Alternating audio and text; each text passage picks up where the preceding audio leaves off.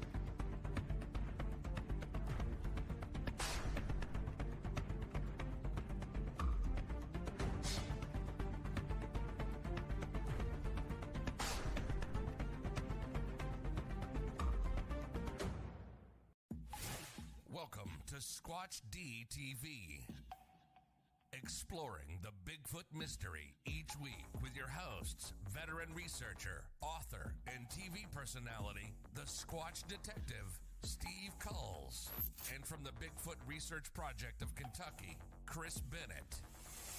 Sit back and buckle up as we bring you guests from around North America, discussing the Bigfoot phenomena, but not without a few laughs, too. Here are your hosts, Steve and Chris.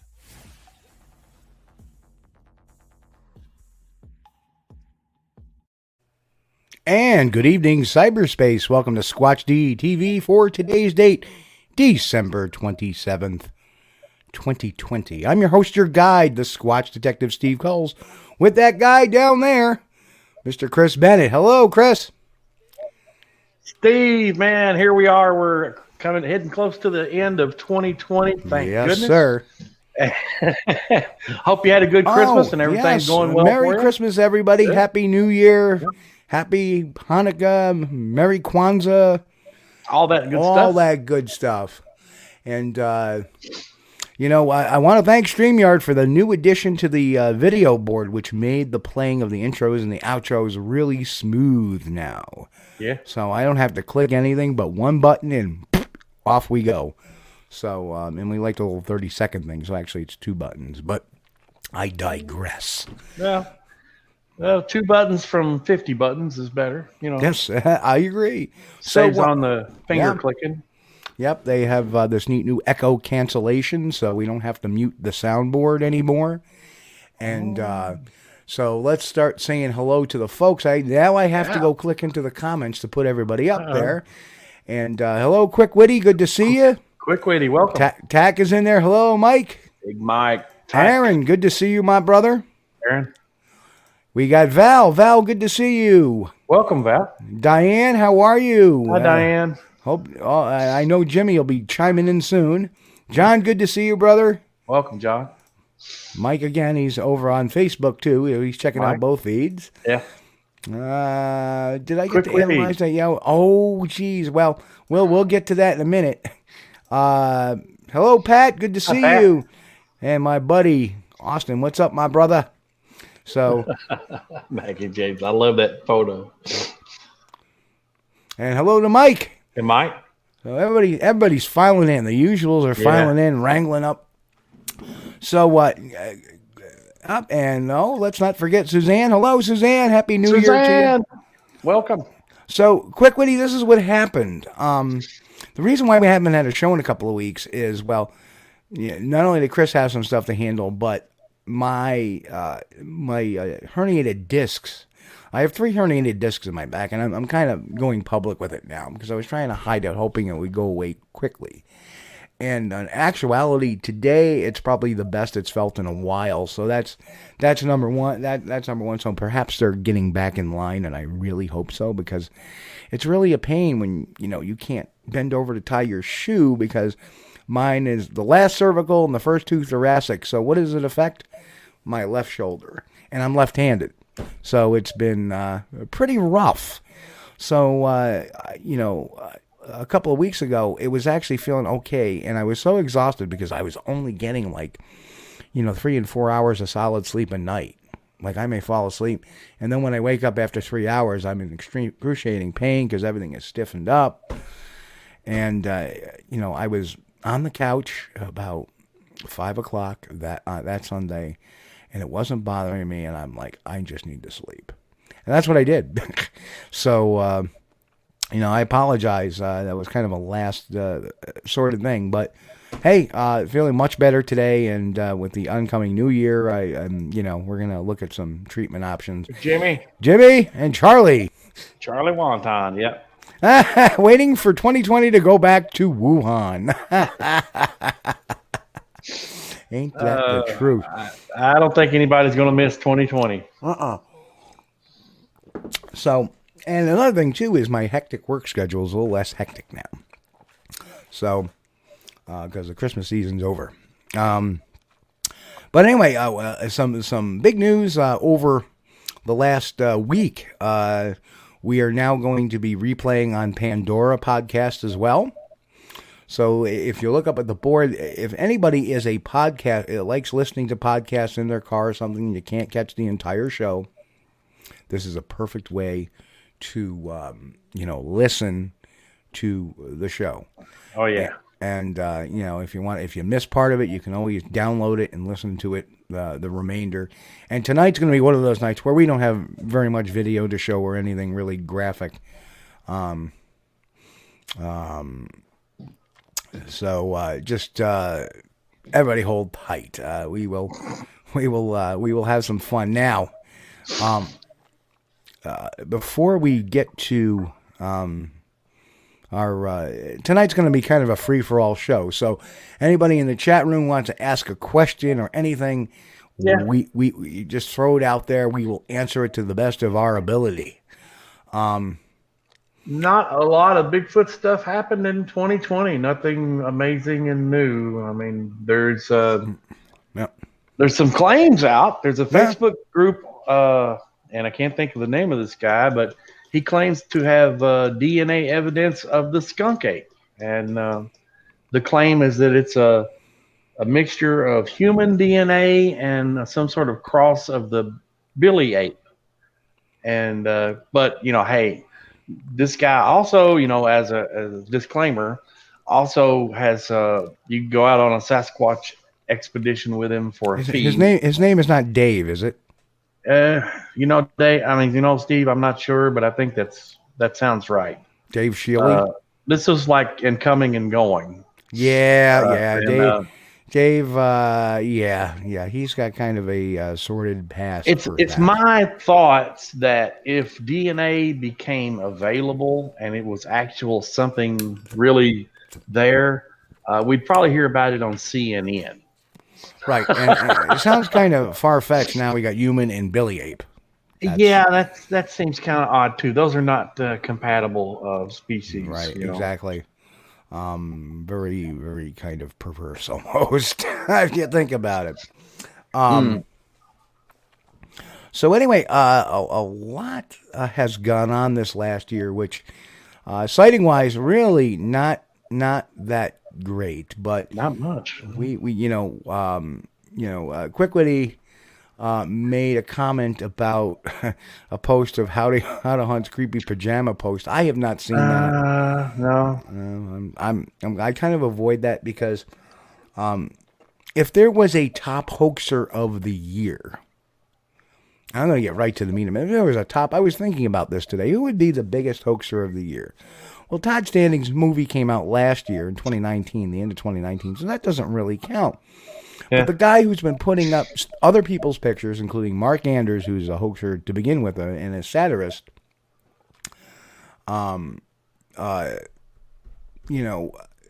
he is probably the hoaxer of the year because he's always posting these pictures of other people's stuff and, almost kind of alluding that they're his. So, not a big buyer into that. He's also a buyer into Rick Bell jumped in, said, ho, just wanted to go. I gotta go. Just wanted to say, hey, y'all. Hello, Rick. So, to me, and he's, getting momentum from his Hunter channel. So, well, yeah, that's the thing. Sometimes I check on the YouTube, and I'm not a subscriber, but when I'm checking on YouTube page, it usually gives me the stuff about Bigfoot feeds and stuff that I normally look at while I'm on there. And his will pop up a lot. And it's because he promotes his, I don't know what he's spending to promote stuff, but it must be a lot. Yeah. But, if I interview him, the first question is, well, do you actually do Bigfoot research? Because I've never seen you out in the field doing Bigfoot research, but you seem to talk a good game about it. Yeah. It's just really weird with that. So enough of the negative. We don't want any negatives. 2020's been full of that. Yeah. I mean, and what it's done is it has had this horrible effect of, there's been no shows this year. I mean, everything has been very subdued. Was there an Ohio Bigfoot conference this year? It was, but it was very small. It wasn't a big crowd, I believe. Events being canceled all over, not only across the crypto side, but across the paranormal side too. So, I mean, since as far as up until about February or March, 2020 was great. And you got to understand, then after February or March, everything downhill since. I mean, even if there are some conferences, New York has very strict guidelines about travel outside the state. Yeah. We have states that are in the red, so if I come back from the state and somebody finds out I was out of state, they could come down to me and say, you have to quarantine for 14 days because you were out of state. That's right. And then at the end of it, you get to take a COVID test. So Big Brother's watching. Yeah.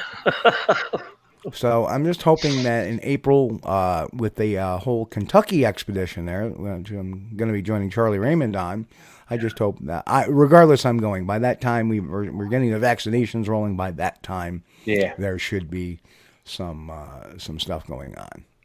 But yeah, a lot of I'm just trying to positive. How about Jason Weaver with the commercial?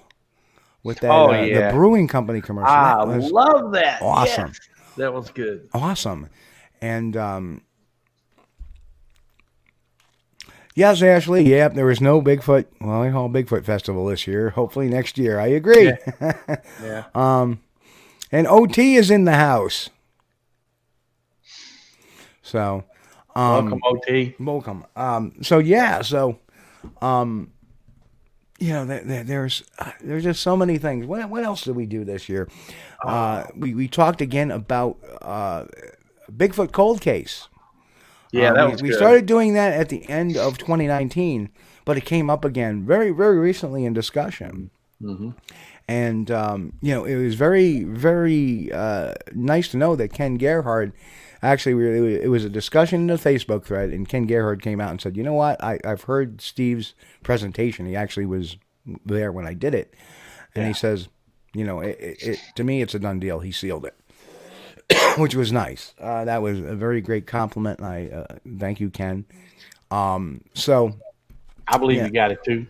Yeah, yep. And there was one guy that wasn't, and then I sent him the copyright thing, and he goes, well, I guess, wow, he goes, that's some really good detective work, because I would have never found that, because it was predated their it was predating their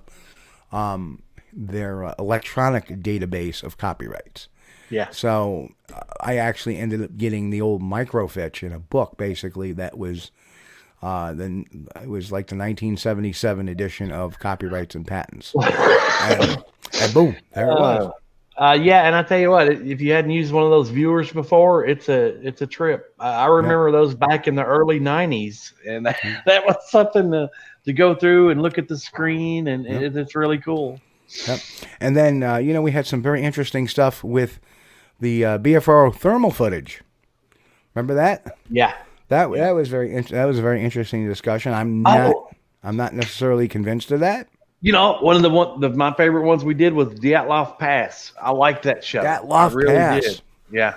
Yep. That was we kind of put and the cool thing about it is I've noticed the community has kind of swung where a lot of the disinformation, and I didn't even have to say something. There was another person talking about Dyatlov Pass, and all of a sudden this person I didn't even know said, no, this is obviously one of the crew members, and you can tell by this and that. And I was like, yeah. I mean, that's what we want. We want people to think and figure this out on their own. Right. Like stuff like that. Yeah, it was because of that mockumentary they made, dude, the fake documentary, and they tried to play it off like, oh, they were attacked by Bigfoots or something, and man, I hate that, As far as entertainment, it was entertaining, but I mean, Chris says he has his own conference with the G.I. Joes. Yeah, I think so too, Pat. Yeah, I agree. Finally put to rest, I think, on that one. Yeah. So that leads me to my next announcement for next week's show. This is going to be fun. One of the things, and if people want to talk about it tonight, we can talk a little bit about it tonight, but I'm not going to reveal what I believe is going to happen within the next few days because it got shipped today, Chris. So I'm hoping the next 2 or 3, we were really hoping because they said the delivery date will be between the 26th and the 30th. Yeah. And I was really hoping that we would have that book on the 26th. But no. So what we're going to be covering next week is the Miller doc, as people have coined it. Yeah. Was it A.H. Miller or something? Yep, H.A. Miller. H.A. Miller. H.A. Miller, yeah. I'm dyslexic tonight. Okay. So, the H.A. Miller doc, we're going to be doing the deep dive omnibus on that one next week. And I actually was on a podcast last week, and they had asked me about that. So I started digging some more. And all of a sudden, something started screaming at me. And I said, well, let me try this. And I tried a few ways of getting information, which any good person on the web can do themselves. It was through no action of mine, really, nothing, basically privy to myself being a private investigator. Yeah. And all of a sudden, I'm like, what? Ooh, this may blow this thing. This may blow this thing wide open. And Pat's asking, is that the land between the lakes thing? First, Dave Parker. Hello, Dave. Good to see you, brother. Dave. Welcome. No, actually, with the H.A. Miller doc is this document that's been passed around since about 2012, 2013, 2014, really started picking up steam in 2015, in regards to apparently these 2 loggers who had recovered a Bigfoot body in 1962. One guy was allegedly named Lauren Staton, and the other guy, I forget the other guy's name. We will have the names for the deep dive. Yeah. And what had happened is they supposedly recovered the bodies. They were loggers, and that this doctor who graduated in 1930 as a forester actually had gotten a medical degree 10 years later at, I think, Yale. I don't remember. Yale. So he apparently examined the bodies and came up with this big scientific, Oh, yeah. The same guy. He supposedly examined a lot of Bigfoot bodies, supposedly. There were a couple in Texas. Yep. Yep. Dr. H.A. Miller. He might have examined the bodies. Correct. Right. Correct. And the one that was under the tree, that was from a lightning strike, I think, wasn't it, Steve? Was this one from a lightning strike? I know. No, I think that was one of them. I think that was the one supposedly from Texas. Okay. Well, one of them was the deal of one was climbing a tree, and the tree lightning struck the tree, or struck the creature while it was holding the tree, and then the tree fell on the creature. What a way to go! Yeah. That would be my luck. Yeah, well, of course, that's got as much credibility as the rest of the stuff. So, there's a question. No. Steve, are you going to be featuring on Expedition Bigfoot's next season? Not that I'm aware of. I think they've already filmed it, so no, absolutely no. No. What I am going to be featured in next year is Small Town Monsters' release of their second Bigfoot video. They did a search for. I'm sorry, I'm having a brain fart because we're going in so many directions. The Small Town Monsters are their really cool documentaries. Yep. So they did the Minerva Monster, the Beast, the Creature of Whitehall. Yeah. Just so many. The Boggy Creek Monster. That was my favorite. Yep. Yeah. It was a good Thank you. Well, you know what your favorite one's going to be, right, Chris? Is the one I'm going to be on next year when he throws That'll it be out there. My new favorite. But yeah, Seth Breedlove is doing a second one, so like the first time I had cashew chicken, my new favorite food. See, I like the chicken. I'm just not sure about the cashews. Yeah, that's right, Matt. Yep, he did one on Chestnut Ridge. Yeah, that was good. Yep. The Momo one too, the Missouri Monster. Yep, the Momo. He's done one about. I think that was Small Town Monsters. Yeah, I did one. The Mothman of Pleasantville, West Virginia. He did one on the Mothman. So he handles a whole bunch of cryptids. Pat asked, "How in the heck did Expedition Bigfoot get a second season?" I don't know. They got some video of something blurry. of something blurry.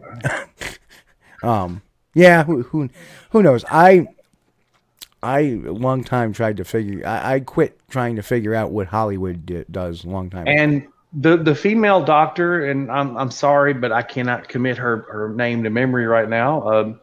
She has actually discovered a different species of lemur before. So, hey, she's pretty good. I mean, she's not some hack they just picked up, on the side of the road somewhere. Oh, she knows her deal. And Chris asked if there's any Jan Clement updates. Well, we spoke a little bit earlier about that. That's been kind of put to rest now. Yeah. When you have from the Library of Congress saying, the creature, my personal experiences with Bigfoot, written by Jan Clement, a pseudonym of John Tomical, we can figure it was John Tomical that wrote it. Right. Yeah. Because it's a synonym. Otherwise, it would have been just Jan Clement. He was just a publisher, as he claimed. But according to the Library of Congress, the copyright he put in was he was writing. Jan Clement was his pseudonym. Yeah. So. And he was a heck of a good writer. I mean, he took probably some true personal facts and life experiences, and he was a science teacher. Mixed them up with some stuff that wasn't exactly so true. And there's so much. There's so much. His own Amazon description, even kind of, if you were to describe the creature in a generic fashion, his own Amazon writing, because he also wrote fiction, and he wrote science books, and he wrote in his fiction books the Amazon description. If you were just taking a generic description, it would describe the creature to a T. Yeah. He writes very thoughtful expos about deep thoughts in kind of a mystical, magical arena. And they often in his books, he has a sexual element. Moo! Well. So, I mean, I mean, it's not without comedy, you know. No. The book is worth the read, if only for the section with the cow affectionate. Yep. Oh my God, it's terrible. Well, you know, I got a Hoover for a heifer. But some of these, some of these older stories that have been around a while, though. I mean, if you do a little investigation, a little background on them, like the Fred Beck Ape Canyon thing, you know, that's one that's been featured in a lot of these films. Like, what was it? Sasquatch, The Legend of Bigfoot. It's like a 1977 or something film. I loved that when I was a kid. I loved that, but it was featured in that film.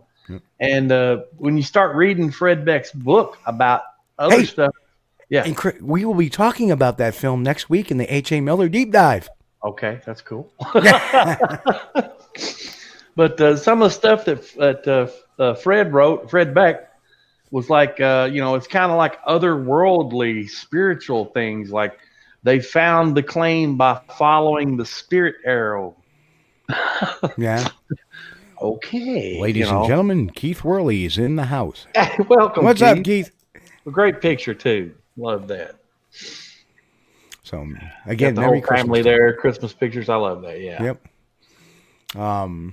Yeah, so that very, very interesting topics. But, yeah, the whole Clement thing has always interested me. And when I never had a copy of the book. I've always heard about it. So, finally, I bought a copy off of Amazon. I'm like, okay. And then it just, you know, with all these little clues in there, I could not walk away without doing an investigation. Right. I just couldn't do it. And there's some other stories too, like the Land Between the Lakes massacre thing that didn't happen.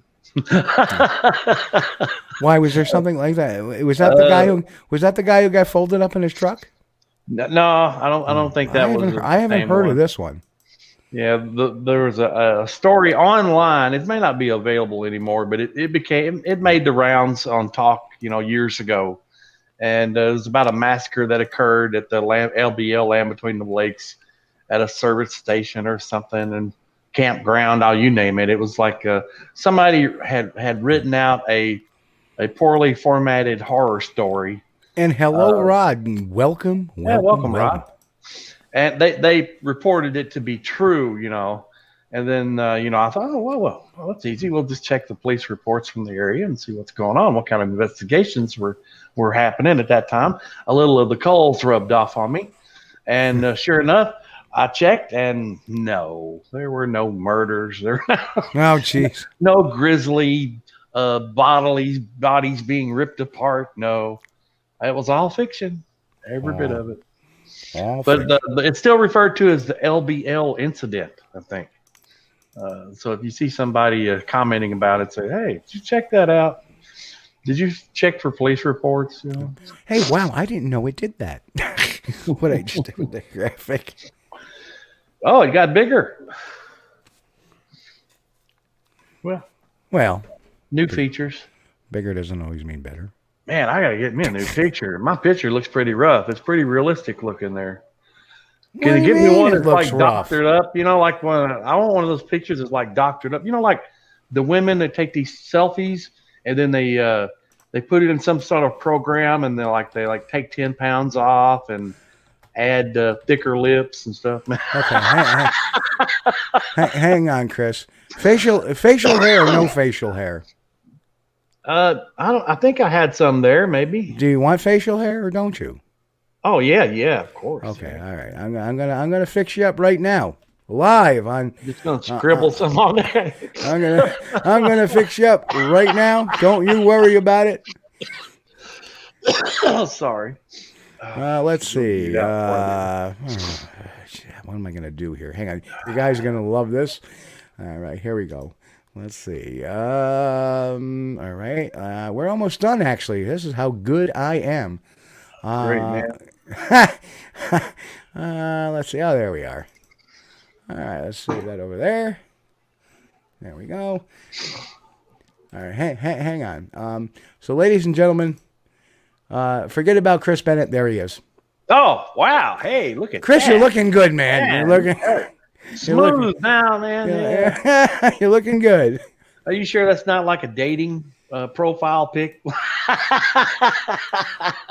I don't know, but I didn't. Wait a minute. Man. Wait, where did I get a porn up? No. No. Oh, man. So, jeez. What the heck?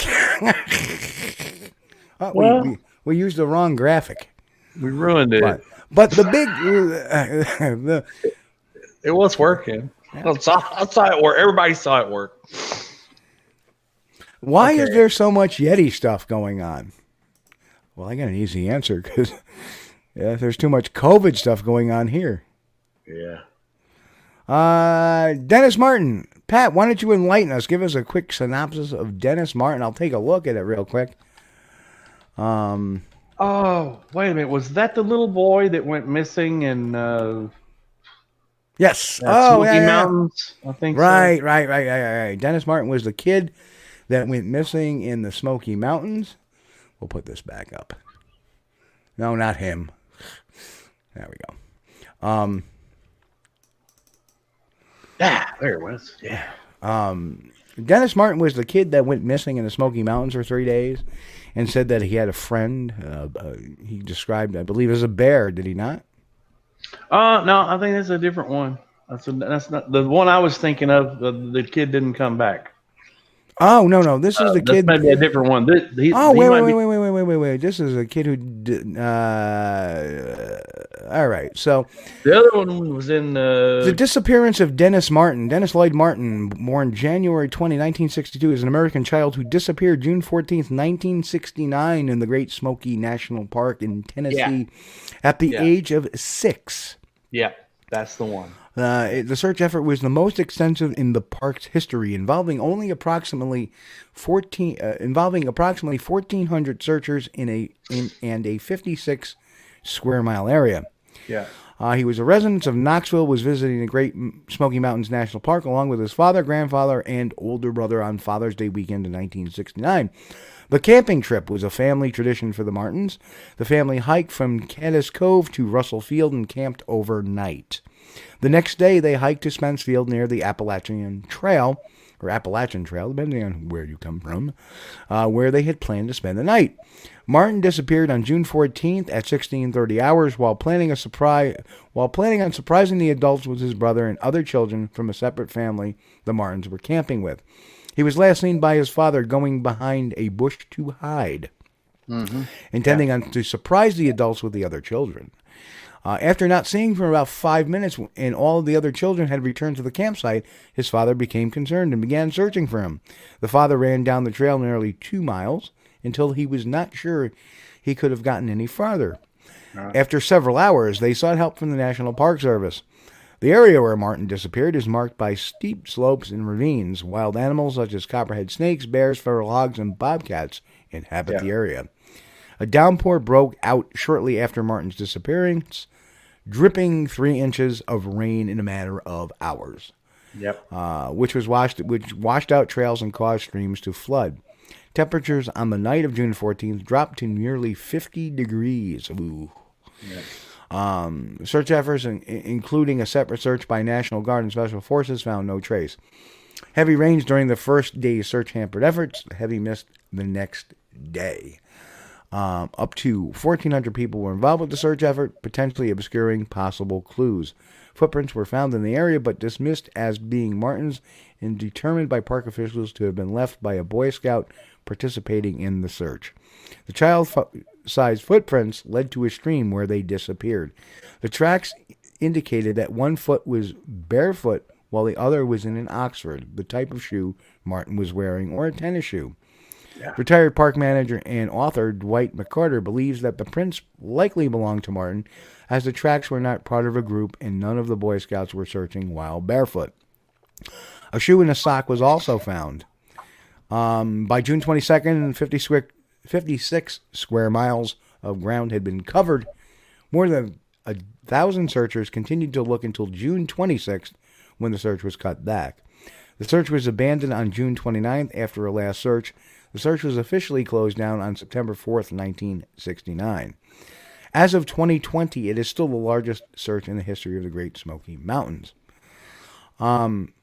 So David Paulides included that on that one of those missing 411s, yep. I believe. Okay. So or Paulides, excuse me. So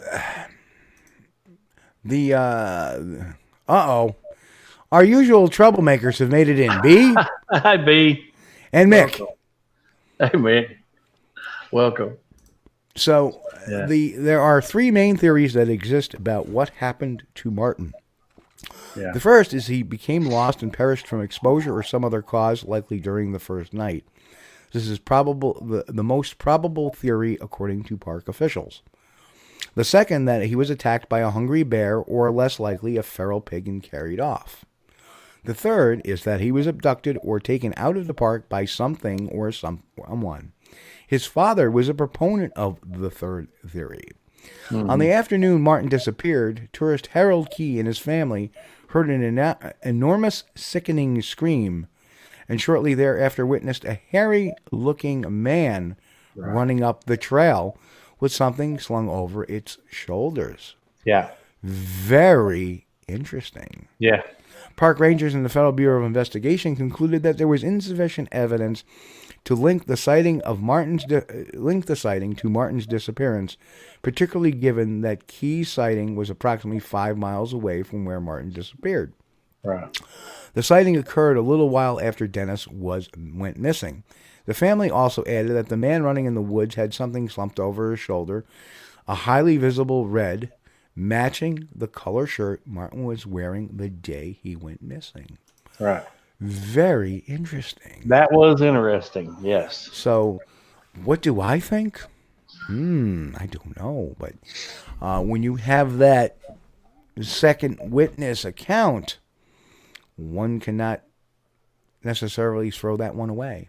Yeah. You know, that was the thing. You know, it wasn't just one person that saw it. And, you know, we know how primates have an affinity for other primates. Look at the child that fell into the gorilla pit and got dragged away. Right. And they ended up killing the gorilla, which was horrible. But the gorilla, it wasn't that the gorilla was being aggressive, it was actually trying to protect the child. Yes.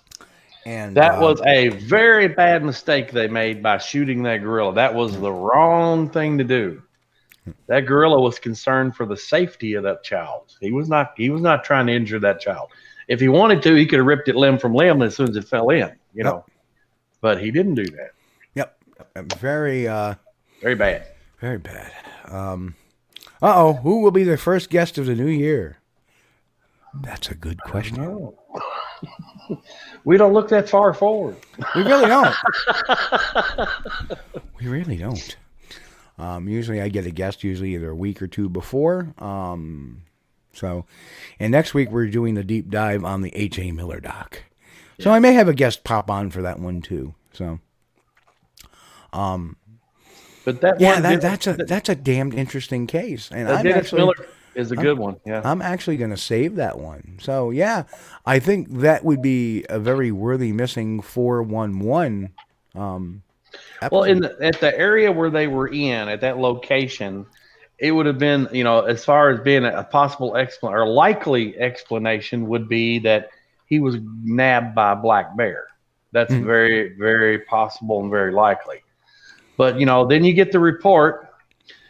The people saw the hairy man carrying something over his shoulder that noticed that whatever it was red. Yep. And Dennis missing has a red shirt on, or was it a shirt or a jacket? Well, shirt. It didn't really say. Well, it was red anyway.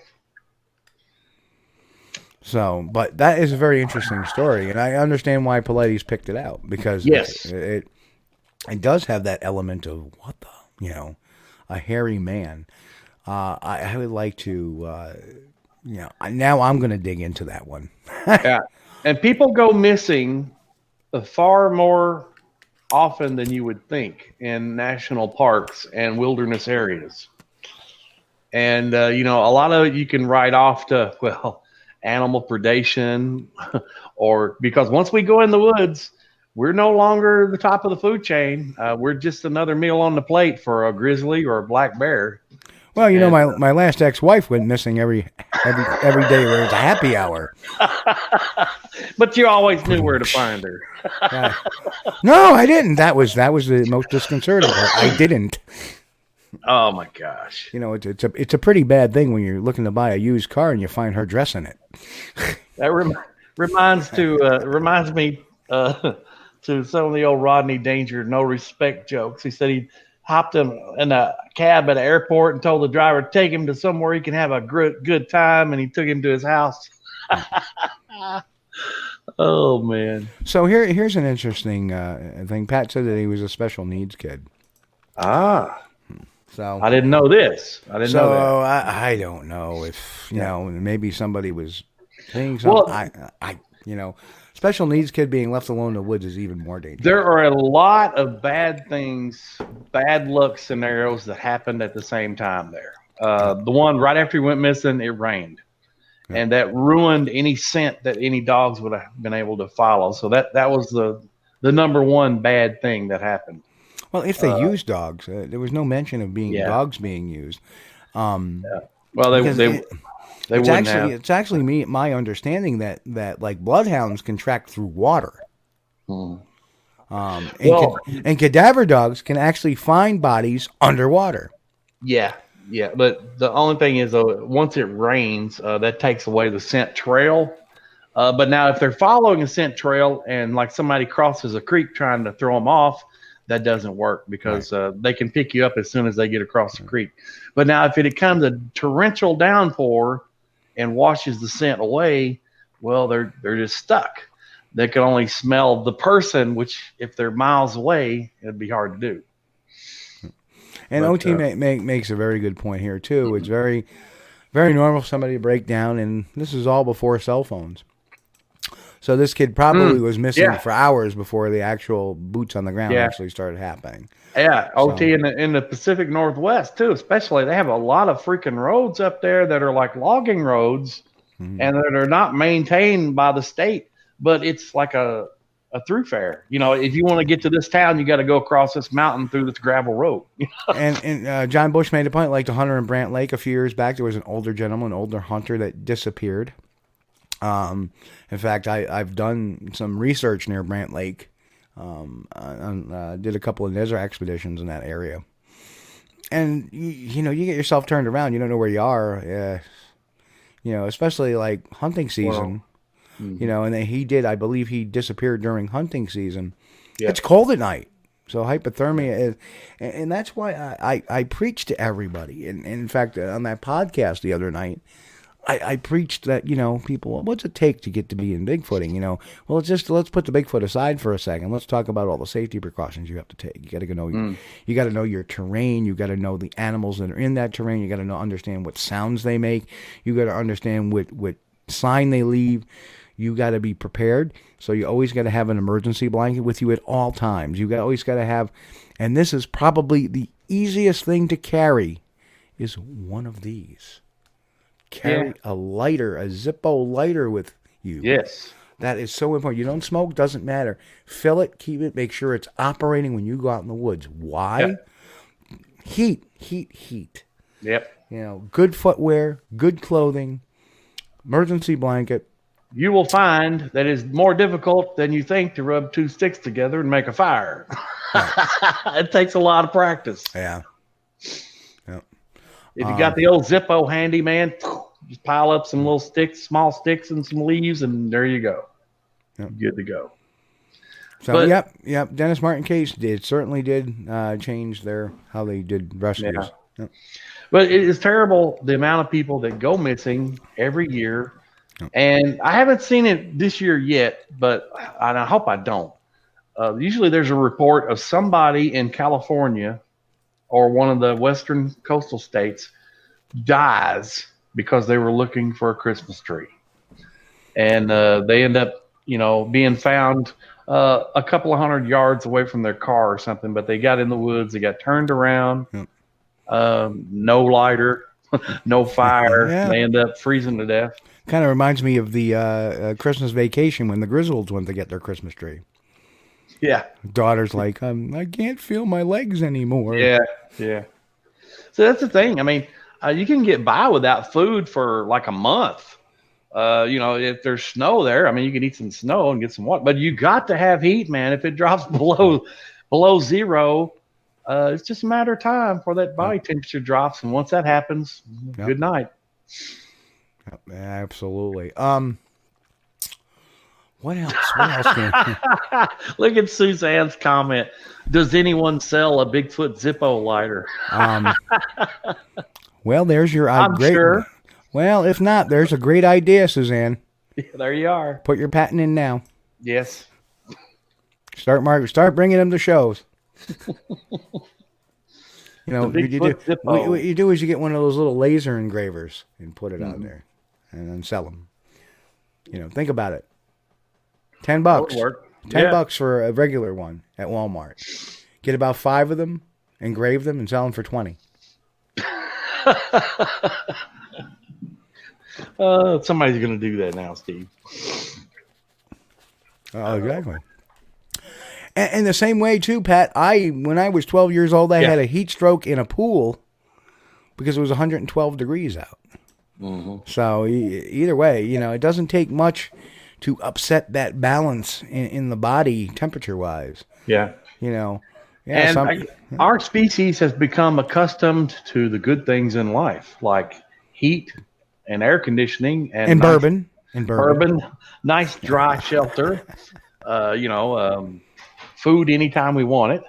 Yep. And now you take us out in the woods and put us out there for a day or two and we're dead. We've come a long way, the wrong way, since the early days of the pioneers, where these guys would head out through uncharted wilderness with a rifle and an axe. You say that, Chris, it's the wrong way. Yeah, we've come the wrong way. I don't think so. Mm. You know why? Why? Because our average age span is expanded. Well, we live longer. back in the day when we were all connected to the wilderness. Well, yeah. I'm from Texas. Now, when we were all connected to the wilderness, the average lifespan was about 55. Yeah, well, that's because people were waking up in the morning and eating a cup full of lard, and then they're having a cup full of lard for lunch. Hey, Uncle Artie, good to see you. Welcome, Artie. Uncle Artie's Bar and Grill of Stupidity. I love it. That's good. I like that. Well, we'll kind of hopefully we don't add to that bar of stupidity. Well, don't eat lard. It's definitely not good for the arteries. No. Bar. Oh, yeah. Uncle Artie's Bar of Stupidity. Not lard of stupidity. No. I was talking about one of the good things that people should get out of the show is not to eat lard. Well, one would hope so. Yeah. I mean, I don't eat butter straight either. Yeah. But you know what? I used to watch as a kid. I'm getting off subject now. I'm sorry, folks. But when I was a kid, and that was a long time ago now, I used to watch my grandmother make biscuits. And she had like this 5-gallon bucket of lard. And she would reach in there with her hand and get a big gob in her hand and then throw it down in the middle of some flour and pour some milk in there and mush all that up. And oh my God, these are the best biscuits in the world. You have never had a better biscuit. Of course, my grandfather died when he was 59 from heart disease. Yeah. But that's probably why. But they were really good. Here is a very interesting fact that most cakes, frosting is made with lard. Oh, yes. Oh, yeah. They use shortening. Yeah. Which is lard. It's the same thing. Powdered sugar. Oh, my God. So Can delicious. you imagine that? Ugh. Yeah, I certainly do. It's delicious. Yeah. So anyway, Pat makes a good tooth infection would kill you 100 years ago. Yeah. Still does. What about bacon grease? Oh yeah. That's true. Keith, man, you got it. Bacon. Oh, that'll eat you up. And gravy. Okay, we all know after you fix your bacon in the morning, you got to put some flour and a little milk in there in the pan and use the grease and make your gravy to go over the biscuits with lard.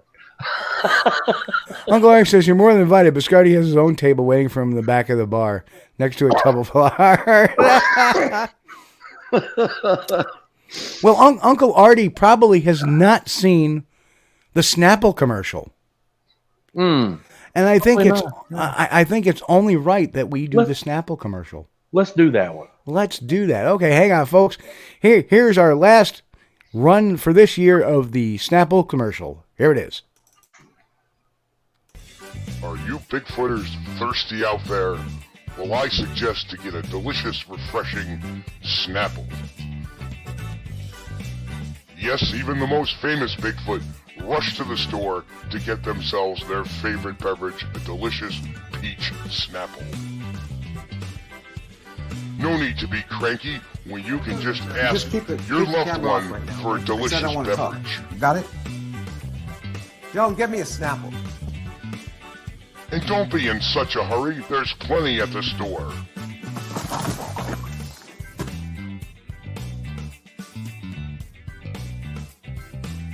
Get me a Diet Peach Snapple. Try delicious peach Snapple. Joe, get me a Snapple. There we go. God, I love the smoothness of this video thing, though. It works much better now. Yeah, Really I don't have to touch mutes. I just boom right in. Yep. But yeah, that's the world famous Snapple commercial. It kills me when it shows dire tripping. When I started playing it, Uncle Artie said, "Don't scare me." Hey, we're Tussies. Hello, welcome. He got a good laugh out of that. That's pretty good. But well, two C's. Oh yeah, the Sasquatch guy dressed like a Bigfoot plays the sax. I've been seeing a lot of those videos too, but because it's been portrayed on his own channel on YouTube, I dare not, play other people's videos too much, unless we really have a good, snippet of them. He's the Sasquatch. Oh no, wait a minute, Sasquatch. Right, the Sasquatch. Yeah. And pretty good. Yeah, really good. The other thing too is fun. Somebody does not like Carmine. Oh no, I love it. Oh no, we wouldn't want to do that. But it's so good to have you, Uncle Artie. I hope you've subscribed because welcome. He is definitely and same with you, Tussies. Welcome. It's always good to see new faces in the crowd here. And like I said, we have the world's, as Chris says, we have the world's, best audience. Really smart, really has a lot of good questions and a lot of good answers and a lot of good ideas. I am so proud to have intelligent individuals. I am honored to have you guys come listen to, the two bald guys every Sunday night to yap. Yep.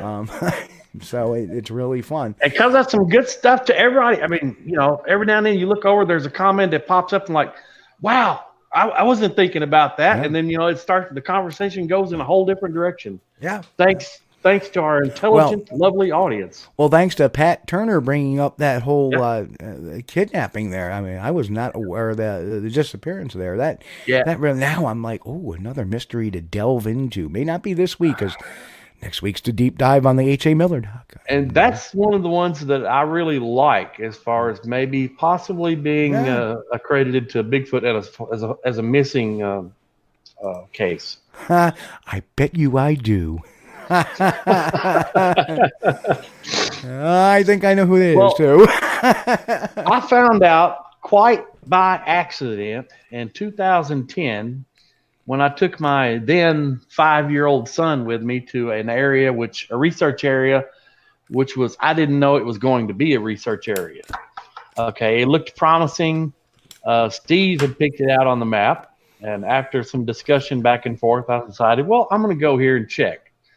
And so I was there on a nice family outing with my wife and my 5-year-old son. And this was a couple of mile walk. Okay, so, we got a kid who's complaining and laughing and making all kinds of noises, yelling. He's having a heck of a time. In the meantime, I'm thinking there is no way if there was a creature anywhere within 10 miles that it would be near enough for me to see. And so this is just totally wasted time, wasted day. Never bring a kid with me again, And as it turned out, it was the exact opposite. It drew them in, and it drew at least two in. And I told you that it would too. And it did. It did. And, after that day, I had noticed from the evidence I had collected, measly evidence, but that it had stood there and stared at my wife and son for a few moments. And, I don't know what it was thinking or what it was thinking about. And that kind of shook me a little bit. So from then on, the kids stayed home. Yep. Well, and I ended up having a lot more sightings in that area, know. But and the funny thing is I have come up with this little formula, and it's a lot of it's intuition. And really, the first person I ever talked to about trying it was Chris. And look what happened. Not tooting my own horn. It was just, I'll do it for you. It worked. It was hours of research and understanding behavior, primate behavior. Yeah. And when you understand primate behavior and you compare them to the sightings. Yeah. Went over some previous sightings in the map of the area, traced the area out, and Steve said, check this area here. And sure enough. Yeah. You're the man, Kulls. Thank you, Mick. Thank you, sir. Oh, yeah. Yeah, that's another thing I created on the website was Squatch-D University. And I think, as we wind down the winter months, when winter really starts to hit, when winter starts to really hit, a week and a half ago, I got 3 feet of snow. Or the 22nd, I got 3 feet of snow. And guess what? 90% of it's gone already. Well, we got a light dusting on Christmas morning. I mean, just a little bit left on top of the car side view mirrors and stuff, and that's it. That's all we got. So far, that's all we've had this year. Yeah. So I'll be doing some new twirls to the university and the whole website. So I also got to update the paranormal website as well. For those who don't know, I do paranormal investigation as well, but I do that very quietly, because that's a whole nother reason why I do that. Not like that. This to me is just, this is my first and always pleasure to do this. Oh, but, Pat has got a great question. Pat Turner. Fire away. So serious question. What game changing tactic can be brought into the Bigfoot search in 2021? Ooh, I know what I like. Go ahead, Steve. Study your sightings. What are they doing? Yeah. Okay. So this has always been my formula 101, and it works. Look for the ones where they're aggressive. Look for the ones where they are aggressive. That is their territory. And then find yourself an area, perhaps maybe a few hundred yards out of that area. And then plant yourself and act normal. But be aware.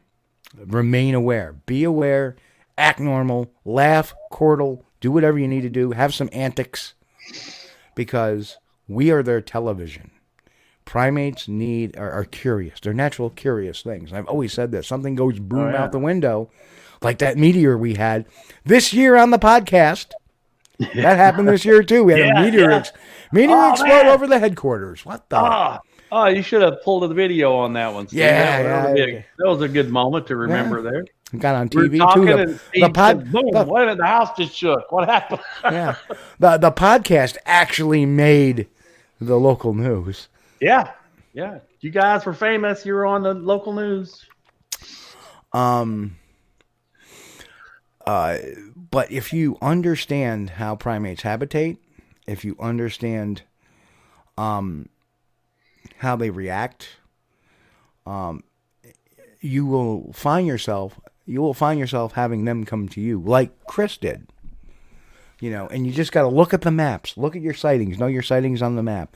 Yep. So it's twofold. The first thing is understand what these creatures can do, and to understand where the sightings are and where are the aggressive ones, and look how they fall on the map.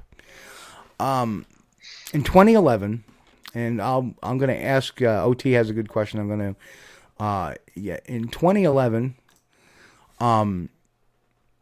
I had developed this idea. It was a year actually before I did my book, What Would Sasquatch Do, which is available on Amazon. If anybody's interested, or if I'm at a show, I usually have a bunch of copies which can be purchased cheaper than Amazon and autographed.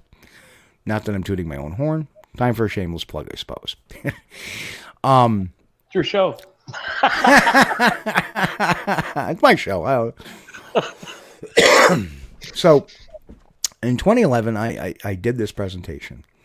And I explained it that, you know, I'm not knocking the BFRO, but we classify Bigfoot sightings like UFOs.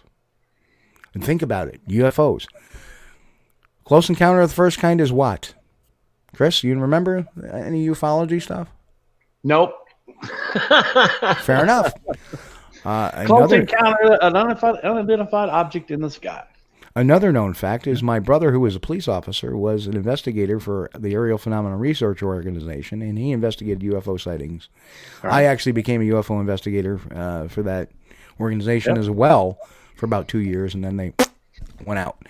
Yeah. But close encounter of first kind is a visual sighting. Yep. Well, in the Bigfoot world, we call that a Class A sighting. Okay. Right. Close encounter of the second kind in the UFO field is, that's sighting with some physical evidence left behind. Maybe a burn, maybe some. Close encounter of the third kind is, in the ufology world, is contact with it, or seeing an alien. Yeah. Close encounter of the fourth kind is contact with the alien. And now they have the fifth, which is the contactee. The fourth and fifth were added years after J. Allen Hynek had died. I think that, you know, we classify Bigfoot like UFOs. Well, Class A is seeing one. Class B is, you know, hearing one. And the Class C is like footprints left behind. And that's all wrong. That's not telling that. That's not giving us any insight. You know, when we look at a UFO sighting, it's apples and oranges. You're not going to grab a UFO and bring it in. You're not going to, you know, be able to get physical evidence off a UFO unless they want you to do it. Yeah. I think, but observed behavior should be a part of it too. Right. So what I proposed is that you have, you know, these three different main reasons that primates habitate or they move around. You have their home ranges, which is the areas they travel on a daily basis. Chimpanzees themselves will travel 20 miles a day, just walking around. Then you have what they call focal areas. Yeah. And that's areas where they do activities. They may eat, they may mate, they may play, they may take naps, whatever.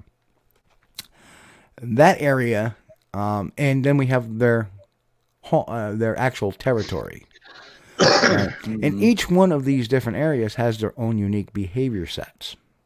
Mm-hmm. And the funny thing is you can look across this with humans, with chimpanzees, with macaques. It doesn't matter. It's primate behavior. So if it's more hominin, kind of like us, it's still going to have the same patterns.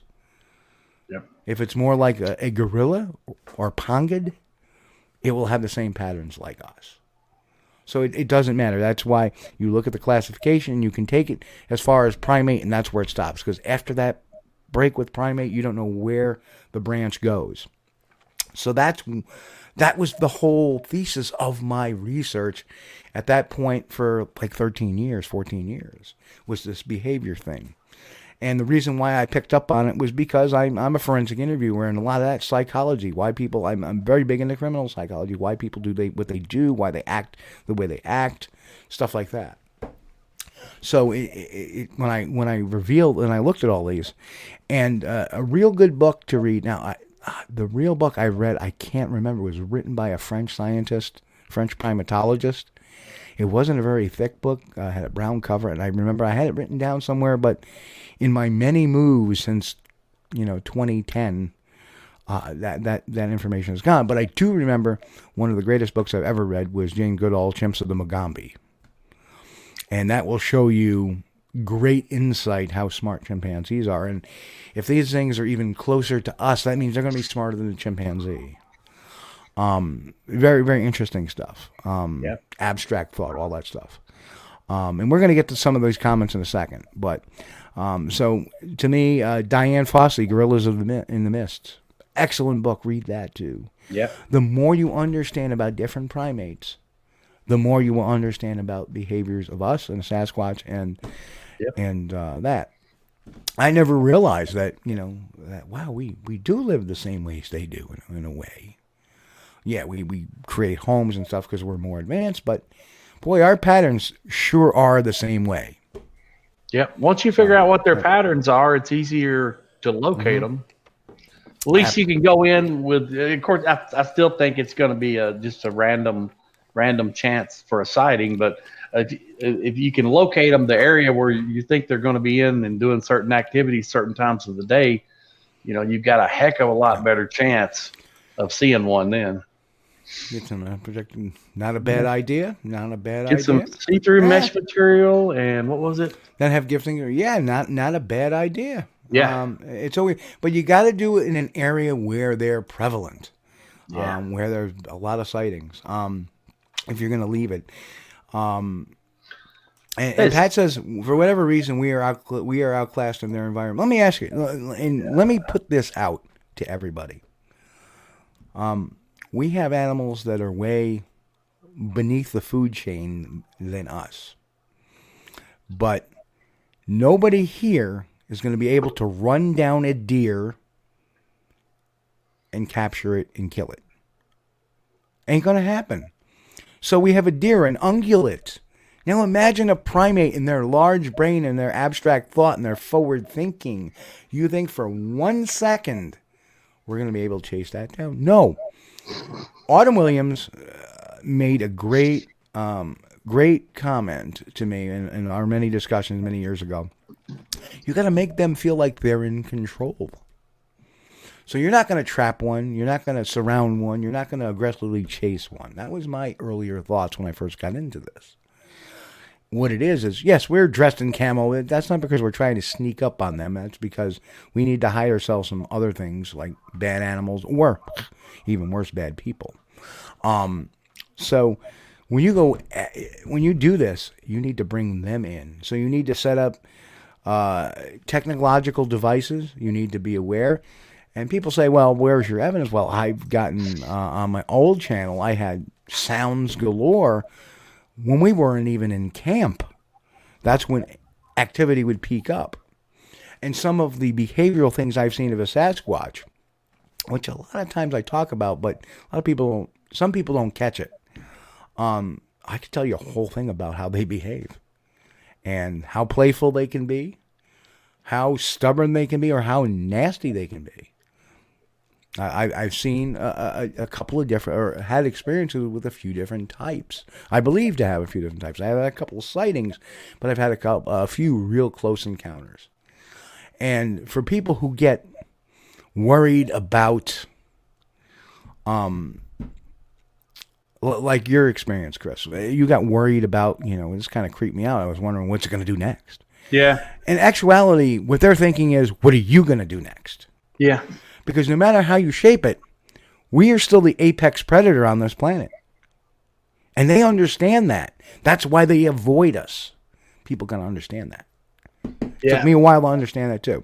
So, and if you have a doubt that we do not have these skills to determine when we're being watched, if you're in the field and you see a Bigfoot or it sees you, you're going to have some feelings that you've never had before. They're there. I mean, they're encoded in our DNA. You're going to get like something's watching me, or what's going on. It happens. Yep. But back to the 2021 thing, I hope and I pray, this is what my personal hope is, that these eDNA places will come up with a test kit where you can put some matter that you found, like stuff from a footprint, in a little baggie or whatever and send it to them, and they can run the DNA and do analysis of what's in that sample. That would be a useful tool, man, if they could. And I would pay $100 for that, or 150. Yeah. And Uncle Artie said, then hide and wait. I would rather not hide and wait. I would wait far away. See, that's why I've always let the base camp is here to get their attention, and all the stuff you want to work is in somewhere in between. So they're coming into your area on, like I said, subterfuge. If you're sitting there waiting and trying to watch it, it's never going to happen, because if they spot you in that, they are smart enough to understand that if you're acting normal, you're acting normal. But if you're acting all of a sudden all kinds of shifty or trying to hide yourself or trying obvious subterfuge type of things, they're smart enough to pick up on that and go, hey, there's something wrong here. Steve, I'm going to check on something. I'll be right back. Just 1 minute. So I'm going to go over some comments real quick while Chris is. I think the number one, and I agree, Mick, the number one game changer is just simply act normal. I've had some experience, some really wild, when we go walking down on patrols, and when we do patrols, we don't act quietly. And by the way, hello to Ron Bowles. I saw you popped in, sir. Happy New Year, Merry Christmas. But yeah, just act normally. That's what you need to do. Don't try to push your way. Again, agreed. See, everybody, it seems like these guys have listened to me long enough or found out on their own. These are all the things I preach now, and I have since 2011. And being out, like I said, being outclassed, I always bring out that whole, people saying, oh, well, they cloak or they wormhole or anything like that. Bring out the deer. Let's bring the deer back out again. Okay, run across the road, he jumps into the gully and starts running off, and you can't see him. You can see some flutter of stuff moving, but you can't see him. Gone. And he doesn't cloak. He's not a super intelligent being. He's an ungulate. Most of the time when they are aggressive, it's the juvenile males, and you're too close to a female dependent child. Well, guess what? That's probably their territory. Yep. Or it could be a focus area. And that's the thing. In their territories, they can be very aggressive or aggressive acting. In their home ranging areas, they can be very brush offish. Like they see you and they just keep on, they look at you quick and they keep on walking, or they may stop, watch, or they may stop and watch you in your neck of the woods. But in foci areas, and I say this about foci areas, it depends on what the activity is. If they have a lot of young, they may get a little persnickety. If they are mating, they might get persnickety. If they're eating, they may walk off. But you think about it in human style, we have foci activities too. We have malls, and we have schools, and we have movie theaters, and we have places we work. And depending on where it is, it depends on our level of how much trust we have for people. For example, a school. A stranger walks into a school, the school goes in lockdown.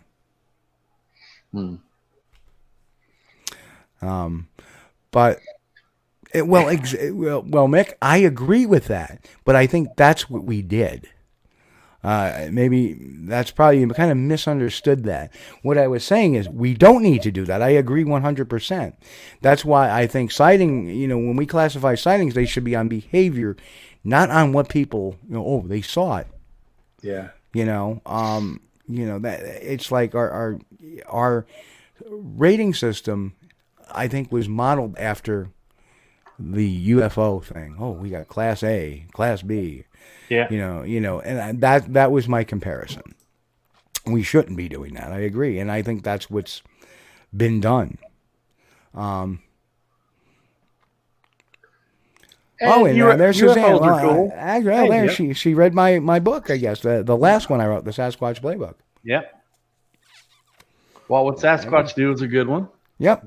And the playbook was written basically to take all these big stories and let's just throw a little bit of shade of doubt in them. Let's look at the pros and cons without really, don't shoot whatever you do. You want to end a Sasquatch sighting, start shaking a flashlight around or start shooting off a gun. Well, I took a guy into one of the areas that I used to frequent. I don't so often now because of health, Uncle health Artie issues. Says, I think Class A sighting would be the winning Powerball or Mega Millions. Just my opinion. Well, yeah, I've had two of them. Yeah, it can happen. It depends. You increase your odds by doing a little research. Find out where the best possible place for them to be when you're there. But I had a guy that went out with me before. Mick says that I disagree. I guarantee that Sasquatch will be joined by X's eating loaf. That's the one I got. That's the one I was chuckling about a while ago with a mixed wife's meatloaf comment. Yep. But I had a guy that went with me, and he was a firm skeptic, and that's fine. That's great. I advise everybody, be skeptical until you see one yourself. Suzanne, unfortunately, I can't autograph the books that are in Amazon stock, but I'll tell you what, if you're going to Kentucky in April, I'll sign it for you. So bring your book, Suzanne. I'll sign it for you. But this one guy, I asked him, I said, it's just so happened, if just by chance we do have a sighting, what are your intentions? And I said, because he said, what are you going to do? I said, well, I'm going to stand here, and what I do is just look around and act like I don't even see them. I don't even know they're there. I just look around, and then every now and then I'll glance over, take a few notes on behavior, and look around, and act like they're not even there. You missed it completely. They're hiding. They're doing their job. And he said, well, I'm going to run towards it. I said, oh man, don't do that. don't do that. You're going to force a reaction. I don't know whether it'd be good or bad. It may run away. Then again, it may grin its teeth and grab you and pull your arms off. I think it's the latter in most cases. But just because one thing I found in all my research that primates of one species do not like harming the species of another. Yeah. And we always have to keep that in mind. There are different species of macaque that travel by each other, and they get a little persnickety with one another. They'll chatter and throw things, but they don't fight. Well, but you get macaques of the same species. Boom. Now this is all scientifically proven. The thing is, once in a while, and it's a cultural difference. Yeah. Is that let me go back to us. For example, we don't. Thank you, Suzanne. Well, Ron, I'm getting into that. Like I said, we see a dead monkey or a dead gorilla on TV, we get heartbroken. But not all chimpanzees are friendly to other primates. Yes. There's a cultural difference. Yeah. That's why it's learned behavior. Like you have the chimpanzees that will use the sticks to eat ants, but you'll have other areas where they don't. You'll have areas where chimps will attack other primates, smaller primates for food. Smaller monkeys, yeah. Right? Whereas most of them you don't. It's actually a cultural aberration. But don't we have our own Homo sapiens, us, that also do kill monkeys, poach gorillas, and stuff like that? Bush meat. Right? Yep. So that's why I'm saying, depending on where you are, you need to always use proper caution. Yeah, and then Robin's got a good point. Robin Rose. Then again, chimps have been known to harm humans. That's right. Don't make a chimp mad. He'll eat your face. They go after the face and your private parts. So double bad. Yep, and Robin Rose, my good friend Robin Rose made a comment. Then again, chimps have been known to harm humans. Absolutely. I had a good relationship with the chimps at Alamogordo, but I think most of them were addicted to cigarettes, though, because they all like to smoke. Yeah. You give them a smoke, Oh, yeah. The chimps like to smoke, huh? Yeah, they like to smoke. They sure did. You have to light it for them. You couldn't throw them your lighter because you'd never get it back. So you just light a cigarette. But I bet you they could figure. I bet you they could figure out how to light the lighter. Yeah, I'm sure they could. They could probably. But then they would have probably burned down the entire facility. Yeah.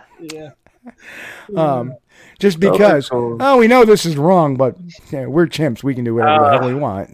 The good old days, man. Yeah, and you're right. But then again, like I said, this.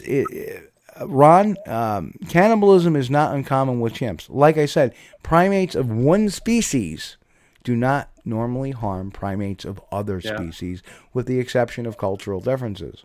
And welcome, Ron. But primates of one species will definitely attack and kill and do whatever to primates of their own species.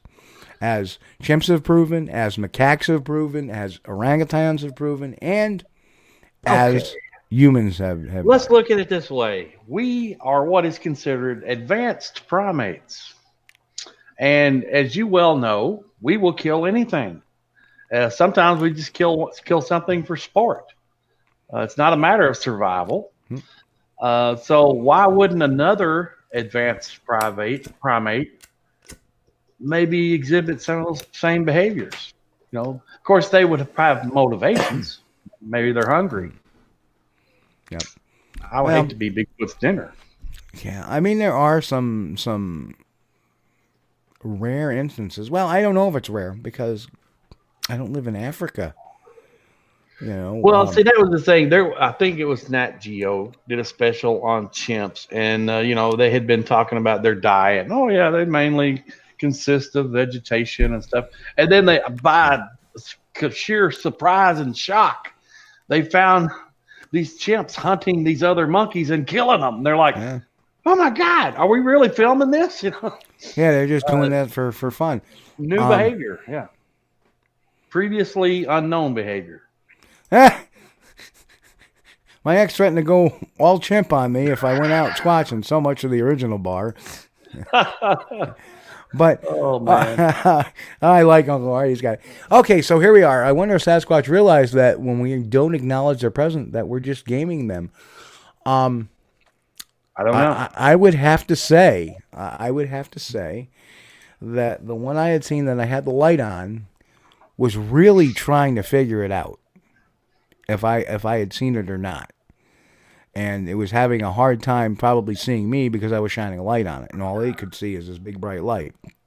But it wasn't until I moved that flashlight and shook it that it decided to walk off. Like, okay, it's moving. I'm getting out of here. Gone. It was my experience that if you don't acknowledge you see them, your sighting will last longer. Absolutely. Yep. That's what I did. I froze. And I was like, I'm not saying nothing. I'm not making a noise. I'm not screaming. I'm not panicking. I'm just going to sit here and watch. Yeah. And then after, a period of time, I'm like, okay, I've had enough of this. And let's see what happens. These dudes can disappear. It's like in that movie, Harry and the Hendersons, man. At the end of the show, you finally see all the Bigfoot move that were in the background, and you never saw them, never noticed them before. Mm-hmm. These dudes can walk up next to a tree and stand next to the tree and put its arm around it and lean over, and it's gone. Yeah. You don't see it. Definitely. Nothing to do with wormholes, nothing to do with aliens. No, they're just, they blend in very well. So, just trying to see if there's any other questions. And there's a conversation between Uncle Artie and Nick, too, about seeing orbs in the woods, and neither one believe that has anything to do with Bigfoot. And understand that a lot of places that we tromp has, being a paranormal investigator, I have to be aware of that. Some of the other areas that we tromp through are very old, very traveled in some places, and that there may be some spiritual elements left to there. And I know that's not scientific at all. That's very strange for me to say, but the paranormal is a completely different thing. So yeah. That's the thing. One of my things from years ago was petrology and oil and gas, and that's one of the scientific theories that I had, that it's just balls of gas. Yep. A little radioactivity thrown in there from areas that have radon, natural uranium deposits. But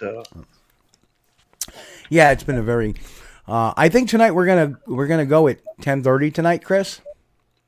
Yeah, that's probably good, man. Because I think we spent enough time talking about 2020 anyway. But the conversation with the audience is great, man. I love you guys. This is great. Brought up a lot. I love that the fact is that we never know where the conversation is going. We let you guys kind of steer the conversation sometimes. Yep. Not always, but sometimes. When we have guests on, then we try to, next week we're doing the H.A. Miller deep dive again. The Dr. H.A. Miller deep dive. Yeah. There's a lot of good stuff going to come out next show. Yeah, it's gonna be another one of those presentation nights. So it'll be on topic there. And when we have a guest, usually it's on the topic of the guest, and then we let the audience steer the guest where they want to go. It. And that's always been our formula. With this new format that we've been on now for, when did we come on this thing? 2019?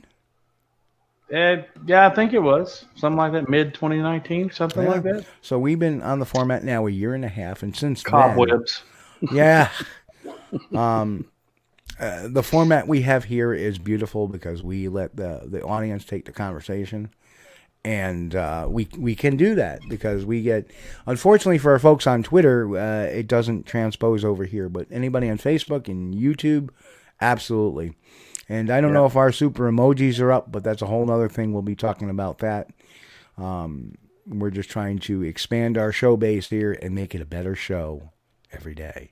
So, and next year, 2021, I have plans for this show.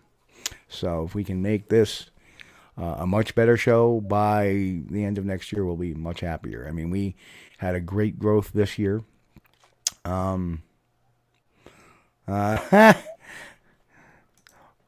Well, Uncle Artie, you're going to have to email me or call me if you know me, because I think I know who Uncle Artie is. That might be fun. Oh, it'll be a blast. If it's who I think it is, it'll be a blast. But I got to say, what we want to do next year for the show is 10 times more than we've done this year. And as I can see, even like the end of the year with this new video format where it makes the show go so much smoother. So I'm really excited. And folks, we're getting close to the end here. Even if we're around 10:35. I just want to wish everybody from the bottom of my heart, Merry Christmas to y'all. Happy New Year. I said earlier, roses are red, violets are blue. 2020 sucked. So it was just, I don't know. It was just a hell of a year between this COVID thing. And we lost a lot of people this year to COVID. Yep. I see some researchers that have gotten COVID and have announced it on their Facebook pages. Luckily, I've been healthy. Yeah. Knock wood. I've got some other things going on, but they're easy to handle. I don't know if I caught COVID, if I would beat it off, or die. You just don't know. I don't know how it's going to affect your system. So, for what it's worth, I'm glad you're all here, and I'm glad you're all in health, and I hope and pray for your families to be in good health in the coming year. And like I said, and when the vaccine becomes available enough that people like me can take it, I'm going to take it. I may turn into a werewolf, but and I know I have a family member who took the vaccine already. Oh, cool. And she did experience a little bit of some fever, body aches, and chills and stuff like that. Yeah. But it was very short-lived, lasted about 24 hours, and it was done. And then she's got to go through it again. She got the Pfizer shot, so she's going to have to go through and get it again. Oh, man. Second one. But I'd rather have a one and done kind of deal. But, hey, it keeps you alive. It's worth it. Yeah, I think Moderna has the 2-shot one, and I think Johnson & Johnson, who's in the final stages for approval, that's the 1-shot deal. Yeah. So I'll be glad of it. I will be glad 2021 when everything gets back to normal. The first of 2021 is going to probably still suck for a little bit, but we're still not out of the woods yet. Yeah. Oh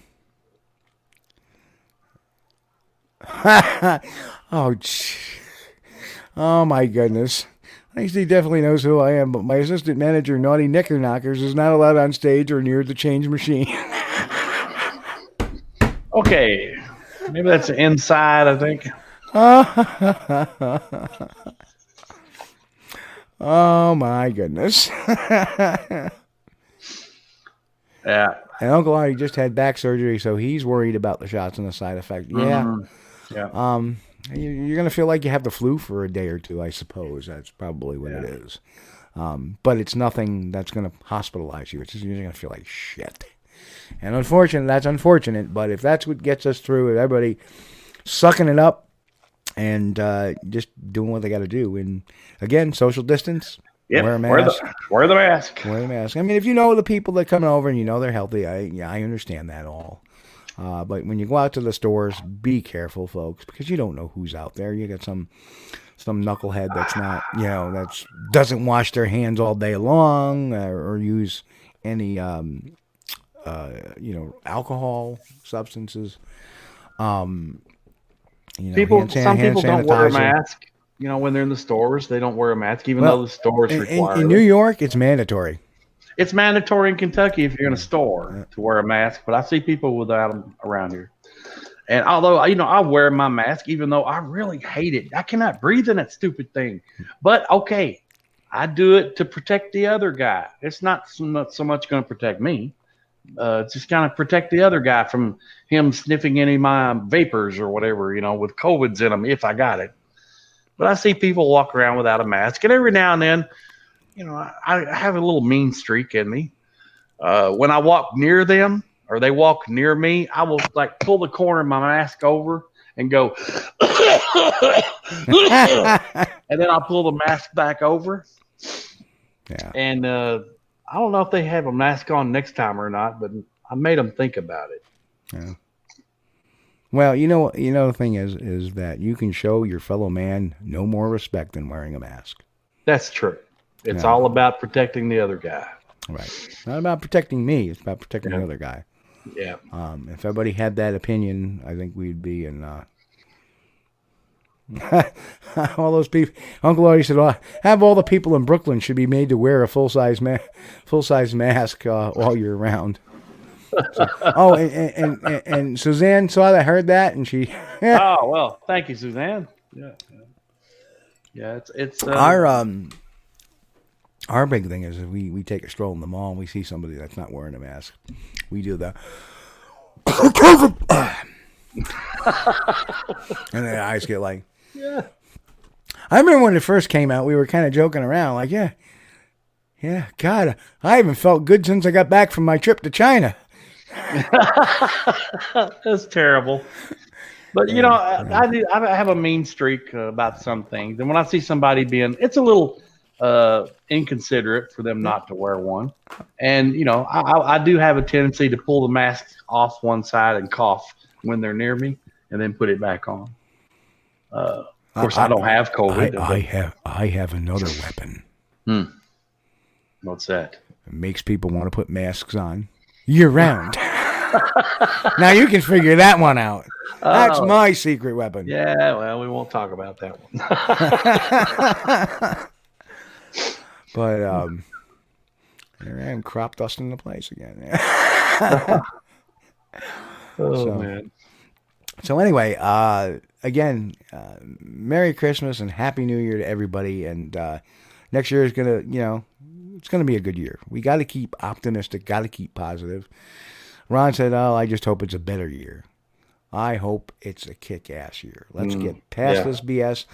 Yeah. And by next year this time, masks will be a thing of the past, let's hope. Yep. So, Chris, any final words? I'd like to thank everybody for coming in here tonight and conversing with us a little bit. We appreciate having all the listeners in, and appreciate having you. If this is the first time watching on YouTube, please, hit like, share, subscribe, ring the bell. Help us out, helps the channel. And, farts don't carry COVID. No, but they do smell awful. And I also want to wish everybody a belated Merry Christmas and Happy Hanukkah and a Happy Kwanzaa. Whatever your happy holiday is, so happy. Yes, but you know what? The mask does help against it burning your nose hairs out of your nose. Yeah, and sometimes even your eyelashes, depending on the angle of your head. So, obviously, Ron hasn't been around me after Brussels sprout night. Before COVID, people would go like this. So. Oh, man. So, anyway, just a little, hell. I've been accused of making water curdle. Anyway. Let's not end the year-end show with that one. Let's not. But anyway, everybody, this conversation has gone to crap. But anyway, I want to wish everybody a Merry Christmas again and Happy New Year, and whatever your faith, religion, whatever it is, at least in spirit Christmas. You don't have to believe, but Christmas is also a spiritual thing. So, it's a holiday time. Like I say, I hope you guys can spend some time with your family. If you can't, next year this time you will be. And, let's keep everybody healthy, and hopefully everybody will be around next year. I have no New Year's resolutions at all except medical stuff that I got to get done, and making this channel better, and some other stuff going on. And making this channel better all ties into research, too. So it's all one ball of wax. So anyway, on behalf of me and Chris, everybody, we'll catch you next year, 1 week from today, which I believe will be January 3rd, 2021. Wow. We kicked the big effing 0 off this year and stick a 1 there. 2021. I'd like to stick 2020 really where the sun don't shine. But anyway, folks, on behalf of me again, everybody keep safe, keep well, keep healthy, keep on squatching. We'll catch you all here next week, 9 p.m. Eastern, for the H.A. Miller Deep Dive.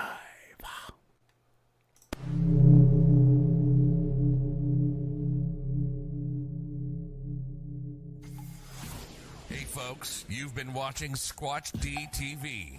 Join us each week, Sunday night at 9 p.m. Eastern, for the latest on the Bigfoot mystery. As always, we thank you for being our loyal viewers and encourage all to subscribe to our YouTube page at youtube.com/Steve Kulls. As always, have a great week. Stay safe. God bless. And keep on squatching.